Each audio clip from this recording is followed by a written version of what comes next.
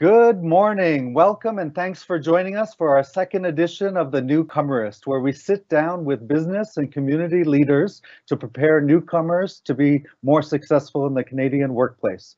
This webinar will focus on post-COVID labor market and how newcomers can best position themselves to employers. I'm your host, Dylan Scammell, and I'm proud and happy to have you joining us here along with our industry experts.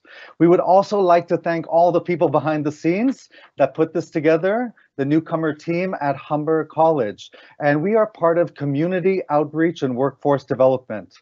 This department supports people in our communities that may not traditionally access education and employment. We do this by collaborating with the Humber faculties and departments in partnership with community agencies and governments to offer a broad range of programs and services to assist youth, Aboriginal people, immigrants to Canada, underemployed and unemployed individuals to enter post-secondary education, apprentices, and meaningful work opportunities. Great. So this is the question that we're looking at today. What will employment look like post-COVID? We are right in COVID right now, and we have two experts. So we're really proud to have them join us in our expert plenary, which will run for the next 45 minutes. We have Christian St. Cyr and also Sheldon Leiba. We will have 20 minutes with them presenting and then 5 minutes for Q&A. If you have any questions or comments any time during the presentation, please just click the box on the top left-hand corner of your screen. There should be a little question mark box. You can click that. When you ask questions, you will type them up. We will be able to see them. And once we get enough questions that are similar, we will ask our guests at the end of their presentations. So if your question isn't answered right away, it's okay. We're going to gather them together. We also have a live Q&A at the end. And then luckily, happily, this time we're going to have workshops by the New to Canada team. We have Valeria, who is a newcomer advisor in workshop 1 of continuing education and training. Sadia Rose will be taking us through LinkedIn, and also Sashi will be taking us through communication and culture in the Canadian workplace. Some of you picked your workshops already. We will give you a page to go to, and you'll be able to again go to the workshop that you are most interested in today. You can also jump between workshops if you want to. You have that choice. So we'll be sharing that page shortly. Great. So now let's get down to business and welcome our first guest. So our first guest is presenting Ontario labor market trends post-COVID. This is Christian St. Cyr, publisher of the Ontario Labor Market Report. Christian, great to have you here. Thank you very much, Dylan. I really appreciate the opportunity. And for everyone who's tuning into this webcast, I just want to say thank you for taking your time to do this. I've often said that when people do job search or career planning, probably the best employee that an employer can hire is the person who takes their career seriously, who's investing in understanding it, to understanding the industry that they're in. And so the very fact that you're here today is a clear demonstration to me that you are or you are working with individuals that have a great contribution to be made in the labor market.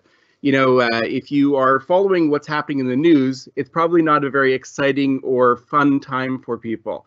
What we hear about in most of the daily telecasts is how many people in Canada are unemployed or looking for work right now, and the prospects don't look very good. And so my promise to you today is we're going to talk a little bit about the state of the labor market right now, what job search is looking like in Ontario and in Canada. But I want you to walk away today with a more confident view of the future, because I do believe that the challenges that we're dealing with right now will come to an end, and that there will be better employment opportunities.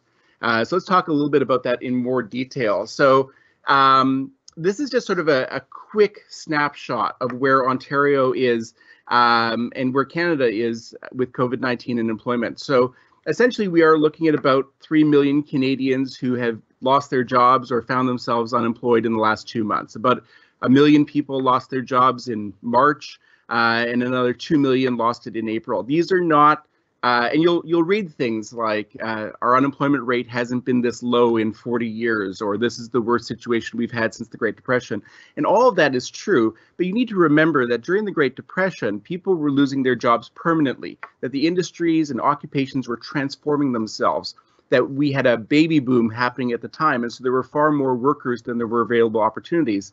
And the big differences right now are, yes, many people have been laid off temporarily, or have or their employer has shut their doors for a short period of time. But those things are likely to reopen. And we walked into COVID-19 with a significant skills shortage. Across Canada, there were 400,000 jobs that were unfilled going into COVID-19. That in the province of Ontario alone, there were 150,000 jobs that weren't able to be filled. And so I think that there's reason for optimism out of all of this. This is sort of our Ontario snapshot. Right now, we have about 6.5 million people who are employed. That is sadly about 1 million short of where we were in April, or pardon me, on January 1st. On January 1st, we had over I think it was 7.5 or 7.7 million workers in the province. One of the things that I think is really interesting is that of the people who are working right now, 85% of them are working full time. When you look at the employment numbers, like the job loss, about 50% of the job loss has occurred among part-time workers. And so this labor shutdown is really disproportionately affecting people who are working in part-time jobs. About 11.3% of the province is unemployed. So that's a significant increase. We were in the 5.3% region going into the 2020. And so we've basically seen a doubling of the number of people who are unemployed in the province. Employment for recent immigrants, and this is as of the April unemployment numbers, are down 23%, which is really significant. Recent immigrants are struggling more with this than the regular Canadian labor market. A lot of it is because of the industries that new immigrants are working in. A lot of recent immigrants are working in a lot of customer service, hospitality, retail, a lot of those industries that have been particularly impacted by it. But I think it also speaks to the challenge that employers, when they are laying off people, will often lay off the most recent hires. And new immigrants, by the very nature of being new to the country, are often the most recent new hires. Employment among the employment among the total landed immigrant population is down 18%. So it goes to show that immigrants who've been here for a longer period of time are less impacted by this than more recent immigrants. And so I think there's reason for optimism.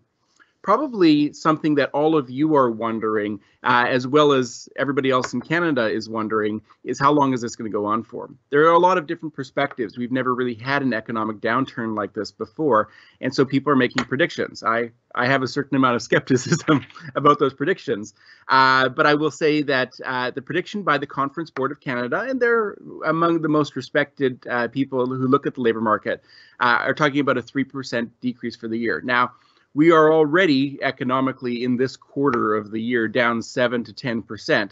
And so the belief is that this quarter of the year, the second quarter, which is through June, will be a downturn quarter, that the summer will be a downturn quarter, but in the last 2 quarters of the year, which is really the fall and winter, that there's going to be a real strong resurgence. The Conference Board says that employment is going to be down this year, but back next year.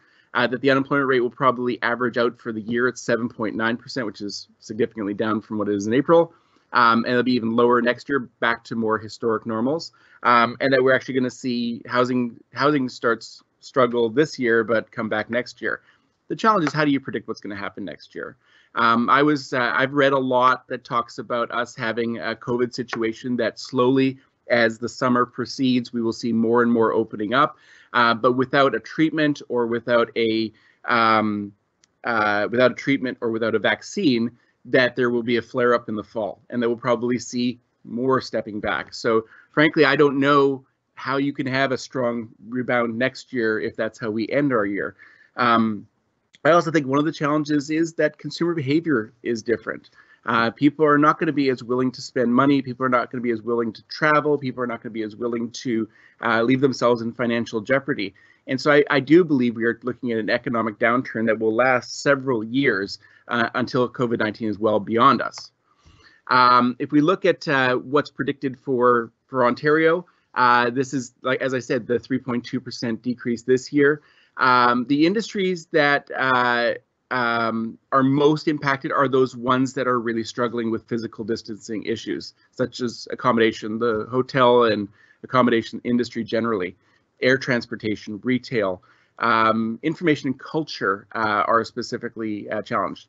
Probably the biggest challenge we have in Ontario is the manufacturing sector. Manufacturing is sort of the backbone. Manufacturing and financial services is the backbone of our economy. And these are industries, because we're going to have a worldwide recession that comes out of this, those industries are going to be impacted, even though they haven't been as much impacted in the last couple of months. Let's take a long-term view. As I said, I don't think anybody could hear all of what I just went through and think, oh, wow, I feel fantastic about the future. I think there's lots of reason to be optimistic. The long-term outlook is much brighter than our current situation. What we've seen evolve over the last 10 years is a situation where a skills shortage, an incredibly pronounced skills shortage has developed where employers simply can't find the number of workers that they're looking for. Province-wide, we need to fill about 2.2, 2.3 million jobs over the next, 2.5 or 2.7 million jobs over the next 10 years. If we look at the young people who are graduating from school, if we look at all the people who are just entering the labor market generally, people who are moving here from other provinces in Canada, and more importantly, if we look at the 27% of our future labor market needs that we're expecting to get from recent immigrants, that only fills about 85% of the workers we need. We're short about 15%. We've been short about 15% for 10 years. And so that skills shortage gets ever increasingly larger and more challenging as the years go by. This is resulting in a multi-generational skills shortage. We will not have a situation in the future where skilled workers go unemployed for long periods of time. Employers have been very reluctant to lay off very skilled workers out of fear that they won't be able to get them back after the economy reopens. And so for skilled workers in the future, I think that it's going to be very optimistic simply because we just don't have enough workers. I think that's what it comes right down to, is those with in-demand skills and abilities will enjoy the greatest success. And so what do those skills and abilities look like? Well, by the way, this is an interesting graph because it sort of illustrates where Canada has been coming from and is going to. Historically, and if you looked in the Middle East and several other regions throughout the world, they will have a more traditional bell. And so the idea of a bell is that there's very few people at the top. There's more people who are in their 40s and 50s and 60s. But the largest population of people are people who are between 0 and 20, 25 years old. I believe I remember reading in Iraq that about 50% of the population is under the age of 25. That's more traditional about how things look. But in Canada, because people have been having smaller and smaller families, we've actually seen this change significantly. And so we simply don't have enough workers to be able to replace our future needs. I want to take a look at sort of the occupations and sectors that have the highest unemployment rate. And so not that these are necessarily occupations you're looking at, but I think there's some theme to it. Harvesting and landscaping, natural resource laborers, trades, construction laborers, technical occupations in art, culture, recreation, workers in natural resources, agriculture, support services, and other services. What you see here is a collection of rather unskilled jobs, lots of laboring jobs, lots of jobs that can be easily replaced by technology. This is where, when the COVID-19 pandemic hit, these are the groups of jobs where employers were laying off the most number of people, or where there was least amount of need for workers. So if we look at the alternative, these are the occupation groups that have the very lowest unemployment rates. So healthcare occupations, it says excluding nursing, but nurses are in incredible demand right now. Professional occupations in natural and applied sciences, unemployment rate of just 1.7%. Maintenance and equipment operator trades, 2%. Finance, insurance, and business-related occupations, just 2%. Middle management and all management and supervisory jobs, very low, 2.4%. Professional occupations in business, I can't see it on the screen, but it's very low, and middle management occupations. And what you have is a lot of professional occupations and a lot of supervisory or management roles. Those are the ones that are going to be most in demand. One of the things that people get cautious of is the growth of automation, that jobs will be automated. I think this is a fallacy. I think a significant portion of jobs are likely to be automated, and this comes out of Ryerson's Brookfield Institute of Innovation and Entrepreneurship, and they say that 42% are at risk of automation. Doesn't mean that they will be automated, but likely a lot of those jobs will become far more efficient so that a carpenter or a dental technician or an engineer is going to be a lot more productive because of technology. But then there's 36% of jobs that are just rock solid, cannot be done by any existing or predicted technology. And I think those are the jobs that I want to assist you in sort of understanding. Because as I said, 41% of the work that is currently being done, 42%, really just cannot be done by technology. There's a brilliant book by an author named Daniel Pink. It came out 10, 12 years ago, but I read it the other day and it's still as solid today as ever. And Daniel Pink talks about sort of the two sides of our brain. We have the left side, which is the reasoning, rational, good judgment side of our brain. And then we have the right side, which is more artistic or about human relationships or about aesthetic understanding. And his belief is that the future labor market is all about the right side of the brain. That we believe we live in an information economy, but the truth is technology works with information far better than human beings do. And so he talks about these 6 competencies, that if jobs are rich in these 6 competencies, it is very unlikely that they will be automated in the next 10 to 20 years. Design. Like, look at this right in front of you at your computer and everything in the room. Everything in that room was designed by a human being. They used technology to do it, but it was a very human process. Technology is very bad at, saying, do those shoes go with that pants? Or is this design of this car better than that design? And so design is something that's very human that technology cannot do very well. Story, engaging people, creating understanding, sharing vision, that sort of thing. Symphony, which is really a management role where you're able to get people from divergent backgrounds to be able to work well together and motivate them. Empathy, and we can think of that as a counseling or a healthcare role, but that's as important in any role where people are working with other people. Play, the opportunity to help people create fun and engaging experiences, which ever increasingly is one of those things that differentiates tech companies. And meaning, that people feel like the work that they're doing is meaningful and productive. And jobs will need to be strong in those areas as well. If a person's looking at their jobs, they need to be rich in those 6 competencies. There's a brilliant public speaker named Lionel LaRoche. I heard him speak a few years ago, and he shared this illustration, and I don't want to take too much from him because I want to respect that he's a public speaker, but I thought this was a brilliant illustration. He talked about many immigrants who come to Canada from many Asian countries, from many Eastern European countries, where the belief is you need to be strong in your technical skills, you need to have strong education, but these soft skills like communication and working with other people are not as important. And then people are confronted with the Canadian labor market where technical skills are important. It gets you the job, but people are much more required to have strong communication skills or strong interpersonal skills.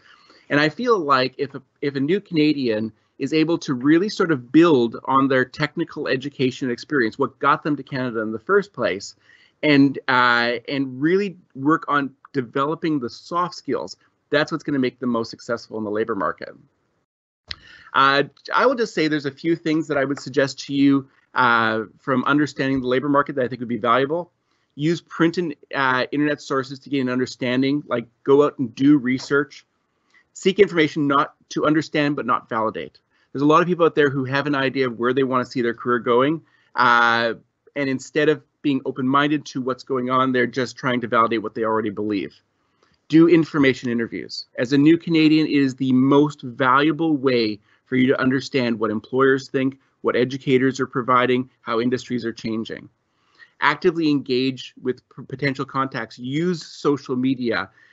Get your name out there as much as possible and continue the process. Once you've found your role, once you've found your position, do professional development, go to industry events, read about your occupation, follow industry leaders in social media, stay on top of it, because those are the people who so rarely find themselves unemployed. That's my presentation. I apologize, I speak very quickly. I know that's always a challenge, but if I slow myself down, I do very poorly. Do you have any questions? Yeah, thanks so much for that, Christian. Yeah, we were taking questions, and keep them coming, please. Some people just in general, they wanted to see a little bit more of that employment data that you were showing. And they were just asking about like specific sectors from media, arts, project management, or digital marketing, web development. I know we can't cover all of them, but it looks like a lot of the people joining us are interested in those kind of sectors. So could you let us a little bit slower through the employment data or anything that you covered? Mm-hmm. I think that the industries that are struggling right now are obvious ones, the ones that I talked about earlier.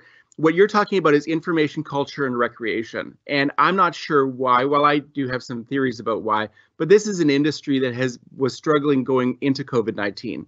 Year over year, month over month, we've seen this sector having a greater challenge. And what I think it is the transformation from traditional media to new media. So newspapers and television stations and radio stations and advertising companies are really struggling to be able to find their place in the new labor market. And so my suggestion to those of you who come from that sector is invest in the latest understanding of where things are going, whether it's social media, do that professional networking, because the people out there who have that artistic ability, that communication ability, that aesthetic ability, and are sort of staying on top of their profession, those are the ones who will do well. The jobs that are going to be lost are the most frontline, basic jobs where people are just working with data and information. Okay, yeah, thanks for that. And looking at what could the government do to improve these challenges? What have they done so far? And do you see that small and medium businesses will also ramp up after post-COVID? The way I like to think about it, whether it's the province of Ontario or the government of Canada, is they're trying to put a Band-Aid on it right now. If this had been 1928 or 1929 during the Great Depression, government would have said, well, business will need to get over it. The response of the Trudeau or the Ford governments have really been, let's protect people from the impact of this. So I believe the government has done, I truly believe the government has done as much as it can do in this period of time. But there are shortcomings. The business loan, for instance, that the federal government has for small businesses is available to people who have a payroll. But there's lots of small independent businesses, a lot of gig entrepreneurs, people who are just working out of their own business, who don't take a salary for themselves. They literally take money out of their company that haven't been able to benefit from this. So I think the government has done a lot. I think there's more that they could do.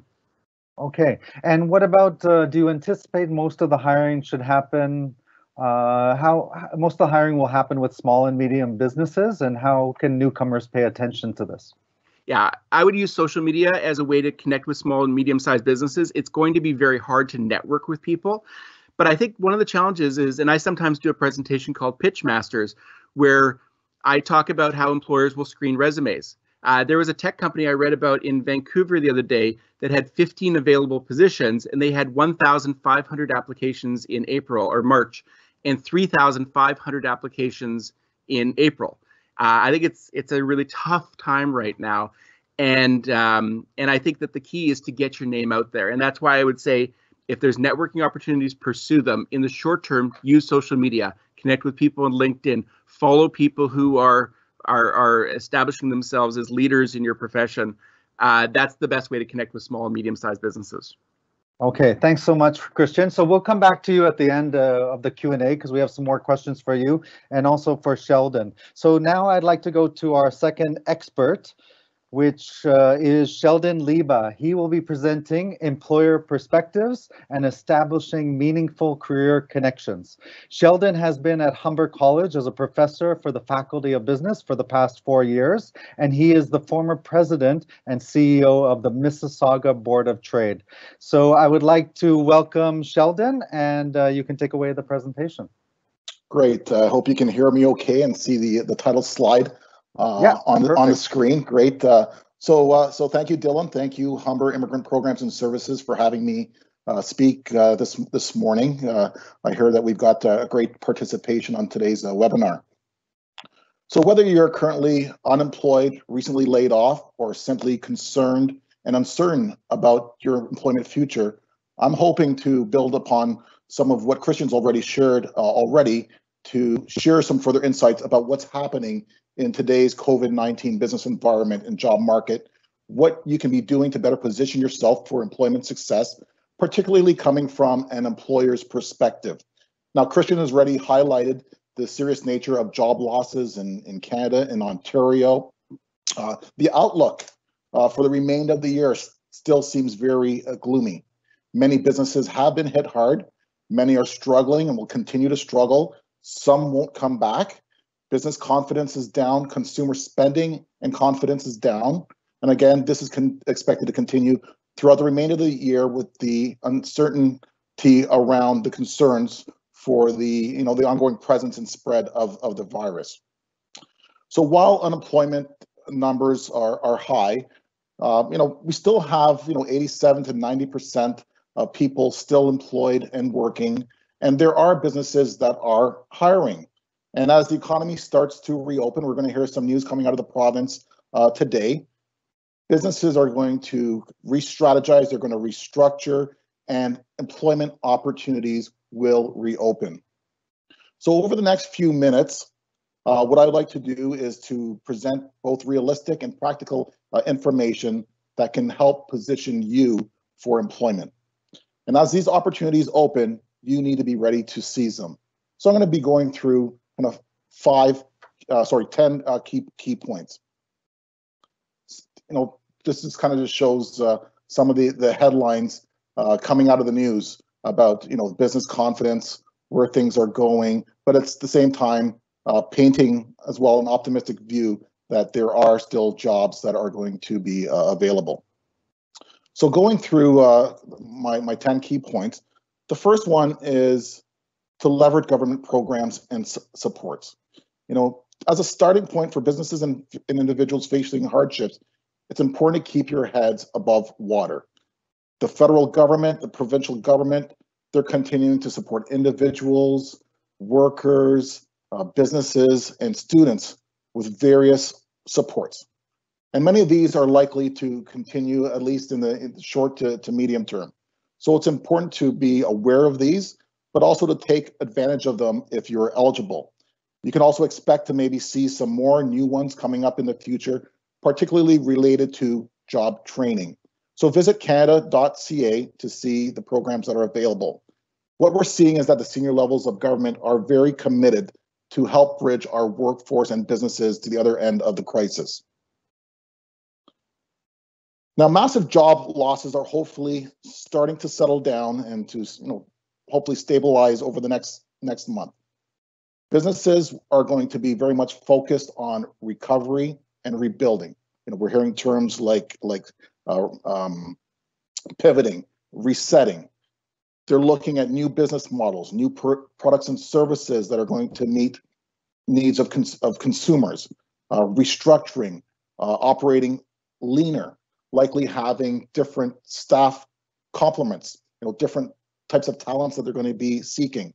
So when recovering and rebuilding, employers are going to be looking for new employees with new skills and not necessarily bringing back the employees that they have laid off. There's going to be lots of changes. They're going to be doing a lot more online. And again, there's going to be new opportunities. So think of what this is going to look like for different industries, different types of businesses. Most businesses and industries will change.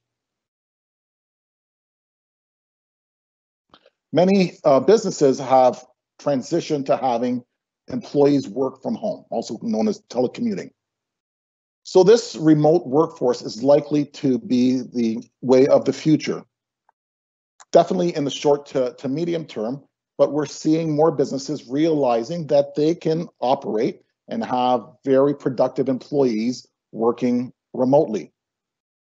Some businesses have moved and transitioned to remote workforces even well before the virus emanated. Some have transitioned, and some will continue to operate with an increasingly remote workforce moving forward. This will also expand the geographic area of search for employees. So no longer will it be as relevant to have employees that are going to be located in close geographic proximity to the business. So it's important for you to be able to be prepared and to embrace this, to be flexible. Hours may be staggered. No longer will businesses be operating kind of the 8:30 to 5 typical office hours. Some jobs may be part-time, but again, it'll be a new way of working for many. So continuous learning and skills improvement. I know Christian touched upon this, but I'm going to get into it in a little bit more detail. But a key suggestions for looking for a job is expanding your learning. Read and watch the news and reports on the economy, your industry, profession. Learn of trends in your industry. Become more knowledgeable. Watch webinars. You know, this is a great source for learning. You're participating in a webinar today. Listen to people's opinions, gain new insights, take courses, learn, improve and upgrade your skills. Many courses are being developed and delivered online. So, you know, these are things that you need to certainly take advantage of. And I know there's going to be ongoing discussions about this in the breakout sessions after this plenary. Employee soft skills are very important to employers. And I know Christian touched on this. Communications, especially for newcomers, language, especially in the area of business that one is trying to enter, but also your interpersonal skills. You know, and these are things that you can practice by engaging and conversing with others. And when I say others, it's people outside of your own culture. It's important to understand the nuances of Canadian workplace culture. Employers are looking for employees that are going to fit in. And again, this is something I know that's going to be discussed further in the following breakout sessions. It's good to have a mentor to advise and to provide you feedback. Be positive and friendly in your engagements with others, despite whatever stresses and challenges you're enduring. Your professional image and presentation is also important. Don't underestimate the value of having a foreign language, having a foreign knowledge in an increasingly globalized economy and a diverse society. Employers are embracing more diverse organizations, which are going to give newcomers, again, that have those experiences, those languages that are international, are going to have a competitive edge. And so, you know, see you having these competencies as a real asset that you can bring to an organization. But you also need to have strong writing skills in English. And as Christian emphasized, the need for skilled talent in an increasingly knowledge-based economy will always be in demand. However, you need to take initiative to learn. This was also touched upon, active networking. Build your professional network. Increase your profile on LinkedIn and other social media. Connect yourself with positive people and grow your network of contacts. Follow influencers, you know, recruiters, industry leaders, experts. Engage, share, be visible. Build your personal brand so people get to know and to respect you. Again, be positive and constructive. Don't come across desperate or needy. It's a big turnoff. Now, the more people that you know and are aware of your talents and enthusiasm, the more people you have to be a potential support and connections for your employment search. Active job search. This is about time, effort, and persistence. Read job boards. Understand what employers are looking for, types of talents, skills, experiences. Look at companies and industries that are hiring now. In bad times, there are companies that are doing well, and we're seeing many examples of this with headlines of you know, certain industries that are hiring at kind of almost exponential rates. As an example, the technology industry is doing well and is even suggested to be growing through the coronavirus environment. Things like cybersecurity, artificial intelligence, data privacy, e-commerce, clean technology, advanced manufacturing. And immigrant talent has always been very important in meeting the labor demands in the technology sector. And I want to emphasize that there are many job opportunities that are not advertised. And so it's important to tap into the hidden job market, work your networks. The vast majority of businesses are small businesses and they hire through their networks. Be recruitment ready. Get your resume updated and have a trusted professional review it. A strong resume and a cover letter that highlights your skills, experience, and the value that you can bring to an employer must stand out. It's what gets you shortlisted and considered for an interview. Your LinkedIn profile needs to be well built out and polished. Again, with information, your skills, your experience. It needs to have a professional looking photo. And I know this will be covered again in one of the following breakout sessions. Prepare for interviews. Look online at commonly asked questions. This is something that you can easily research. What are the, come up with a list of the top 50 questions that are typically asked in an interview. Prepare your responses and practice them. Some will be competency-based questions. Some will be behavioral questions. And be prepared to emphasize your transferable skills. Conduct information interviews with professionals in your field to gain insights. Get mentors, coaches, advisors to help you. Support from peers and friends. Stay in touch with previous coworkers and employers and have your references in order. You also want to set up your home office for your daily online reading, networking, learning, but also for online interviews. Over the next, I think the balance of the year, we're going to see, the vast majority of interviews are going to be conducted online. And be focused. Treat every day like a work day where you're being productive. Be job ready. Again, think about being set up from home.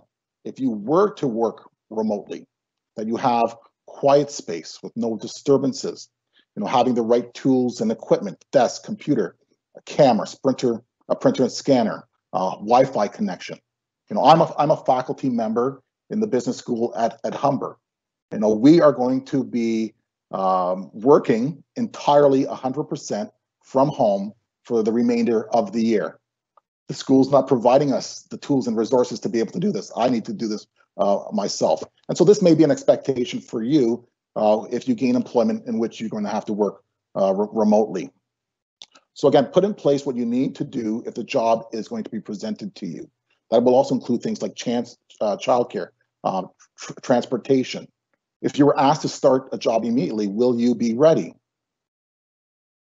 Be open and flexible. Be willing to push past your comfort zones. Career changes are common. Be open to new opportunities that will tap into your transferable skills. I've never envisioned to be a college professor, but this is where my career path has brought me. Companies they're looking for fresh perspective, new ideas. So be innovative, creative, entrepreneurial. Also think a little bit about what you love to do, your real passions. This may even lead you to entrepreneurship and self-employment or additional employment, having a business on the side. It's not uncommon for people to generate income in different ways. So again, the current environment is very stressful and can take a major toll on your physical, mental, and emotional health. Don't get down. Look after yourself. You need to strive to maintain being at your very best. Walk, exercise, do yoga, try to have fun, talk to people, maintain your social interactions. So in conclusion, it's important to focus on the things that you can control. We don't have control over the coronavirus, but the things that I've shared with you, you do have control over. Know that things will get better. And if you're proactive about the items that I've shared with you today, you're going to be better off for it. When good preparation meets opportunity, it results in success. Thank you, and I welcome questions now. Thank you so much, Sheldon, for some really practical micro-level tips. We have quite a few questions. Thank you for all the questions from there. One question, as employers understand the benefits of working from home, how will this impact employees? Yeah, so the and with remote workforce, what we're learning is that the ones that need to adapt and embrace it the most are the employers themselves, because traditionally employers, they want to see their employees daily. They want to be able to monitor their work, their productivity, and so what you can expect in terms of working remotely is that employers are going to be setting performance metrics. So it's not so much about kind of clocking in at 8:30 and clocking out at 5 o'clock. It really is about meeting the very quantifiable goals and objectives of your specific position. And so they won't care necessarily whether you're starting that, your work at 8:30 in the morning and completing it at 5 o'clock in the afternoon. It's that you're meeting those goals and objectives. And I think once employers become a lot more comfortable with this, and we're starting to see a lot of great examples. We're hearing things like, companies like Facebook has already announced that, any employee that wants to work from home for the remainder of the year can.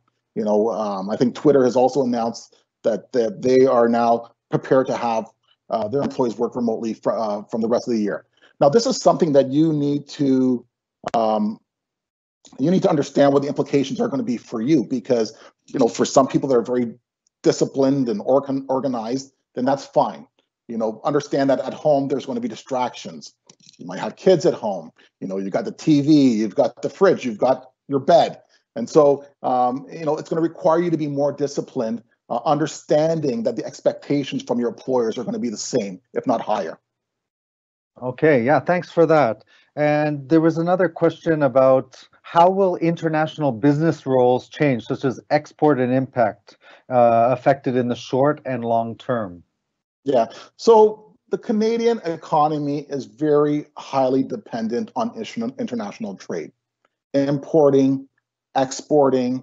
We know that quite a bit of that has obviously slowed down in the current environment. There is going to be a pent-up demand, for goods once we get more confidence in the economy moving forward, and things are going to be flowing again. We're hearing a lot of optimism coming from our senior elected officials about what we could expect coming out of this crisis, particularly next year in 2021. And so being a country that is kind of highly internationally trade focused, there's going to be lots of opportunities for people that have kind of international languages, international skills, international connections to tap into employment opportunities. These are the types of experiences and skill sets that employers will be looking for that are in that area of business. Okay, great. And one last question.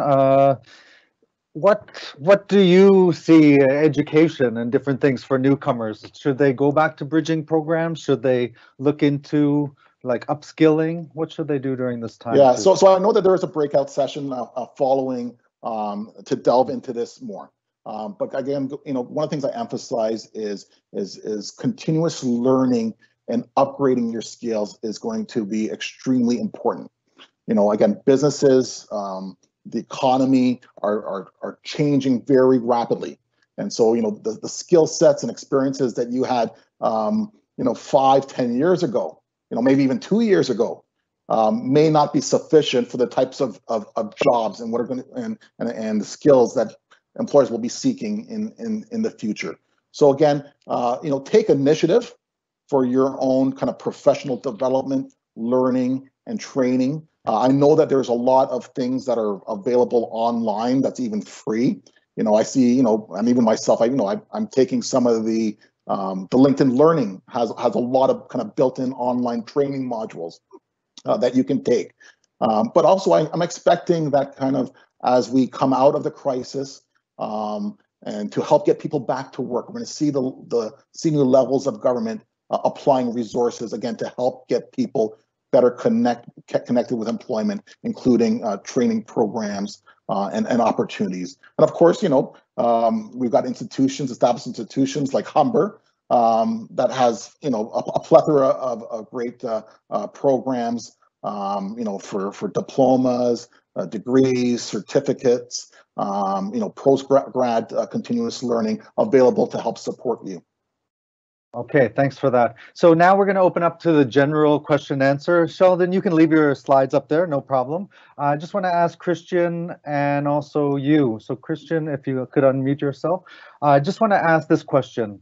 There are many newcomers who are disappointed and anxious about what we read in the news and see about the economy in general. What encouraging words can you share with these newcomers, and how can they better prepare themselves to be more resilient and adaptable for this new emerging economy? Christian? I think Sheldon really addressed this in a strong way. The idea of taking care of yourself, be ready to work. Employers, in my experience, employers respect and are attracted to confidence. And so people out there who are taking care of themselves, people who are actively engaged, people who are making positive comments on social media, they're going to be that much more attractive to employers. I think from a labor market perspective, the situation we're in right now will quickly alleviate itself.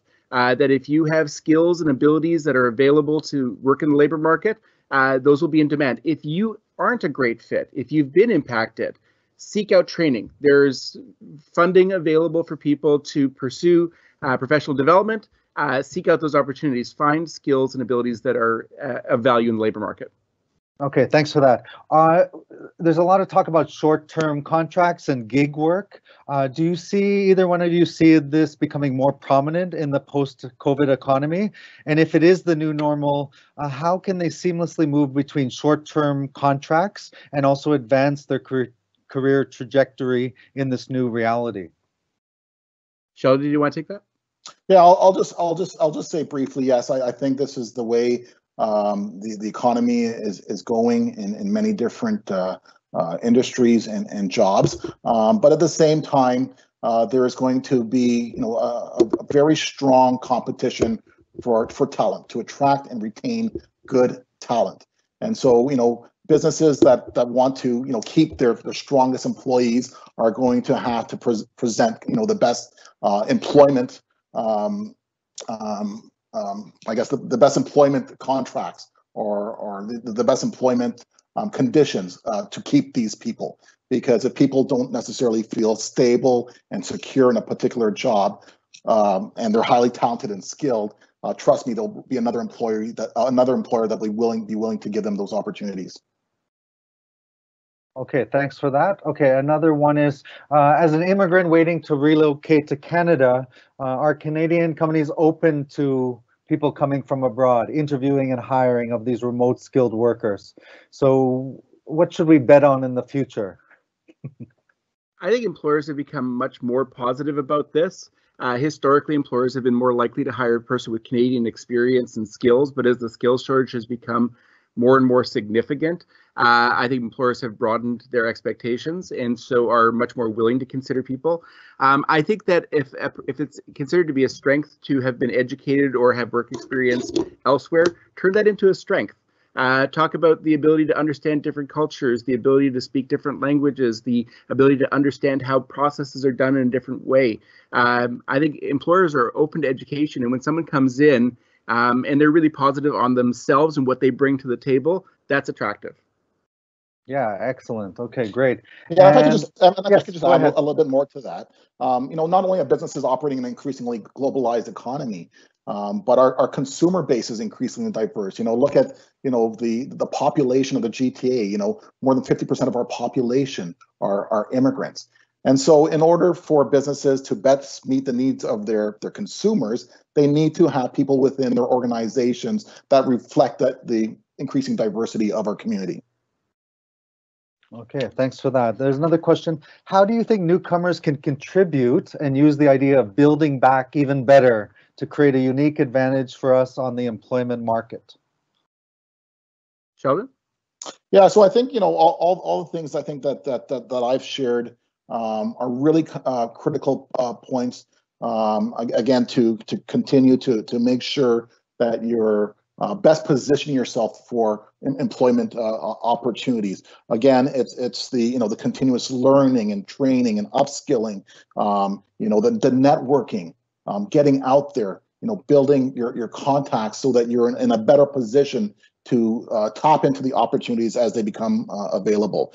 one of the, I think the silver linings coming out of this experience is that it's forcing businesses to revisit their strategies. And so when you have shakeups, it sometimes will create opportunities. The types of skills and experiences that they needed in the past may not be the ones that they're going to require moving forward. And so these will present new openings and opportunities for unemployed newcomers. And again, we know that a lot of the newcomers coming to Canada come with very high academic credentials and qualifications and experience. And so you have the foundation of being a good employee, but it's just, again, about networking, working on those soft skills so that you're going to be a good fit for an organization that can really benefit from your talents. Okay, I agree. I Go agree ahead. with that. There's a term that is in English. I don't know if it exists in many other languages, but it's a self-starter. And I think that that's something that employers are looking for much of the time. Someone who takes initiative, who's invested in their job, who doesn't need a lot of direction. Employers are very busy. And I think in this post-COVID world, when you are able to get an employment opportunity or even just demonstrate this in an interview, really emphasize on not needing to be told everything, that you are interested in learning and doing and getting things done. All right, great. So it's kind of change before you have to, and right now is taking the running start. There were some more focused questions on event management and the future of the events industry, entertainment media. So there's a lot of different industries that are really kind of like group-based, even sports. What will that look like going into even 2021 or other things? Will we go back to the new normal? What about these industries and sectors? Sadly, I think this is an area where people have a lot of skill and ability, and it's just not going to recover anytime in the short term. I don't know how we have a stadium of people. I don't know how we have a movie theater full of people. And so these are all industries that are going to be exploring different ways of doing things. But there's a surplus of people in this area. And my best advice to anybody who's in an industry that's being impacted like this, whether it's tourism or hotels or restaurants, is become the best at what you do. That there's a certain amount of employment that will be created for everyone, whether it's developing new skills, whether it's being a better networker, become the best at what you do.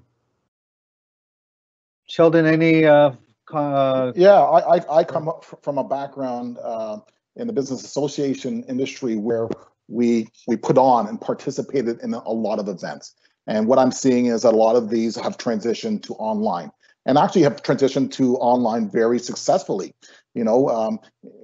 People kind of taking a day or a half day to or an evening or a weekend or a week to attend an event may not necessarily be the best use of time and resources when the same level of connectivity and access to information and learning can be met through technology and online means. So we're seeing a lot of online events happening. Even what we're doing now with 150 plus people participating in this webinars, it didn't necessitate us having a physical space and location for us to gather to be able to kind of impart the type of advice and content that we're doing today. So I see a lot of events kind of moving that direction in the future.